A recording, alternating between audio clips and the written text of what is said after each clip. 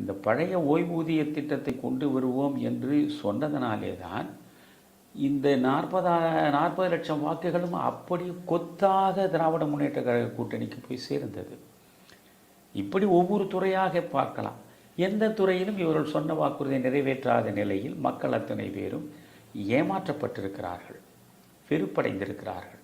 1000 ரூபாய் குடும்பதார அட்டை வைத்திருக்கிறவர்களுக்கெல்லாம் கொடுப்பதாக உறுதிமொழி கொடுத்து ஒரு 3-4 மாதங்கள் ஒன்றுமே அதை பற்றி வாய் திறக்காமல் இருந்து அதற்கு பிறகு இப்படியே காலத்தை கடத்தி பிறகு ஒரு குறிப்பிட்ட நாளில் 1 கோடி மக்களுக்கு கொடுப்பதாக சொல்லி மீதமுள்ள 1 கோடிக்கு மேற்பட்ட அந்த ரேஷன் கார்டு வைத்திருப்பவர்களுக்கு கொடுக்கவில்லை என்ற குறை இருந்தது. இப்பொழுது கொடுக்க போகிறோம் என்று சொல்லி கொண்டிருக்கிறார்கள். ஏன்னா தேர்தல் வரப்போகிறது.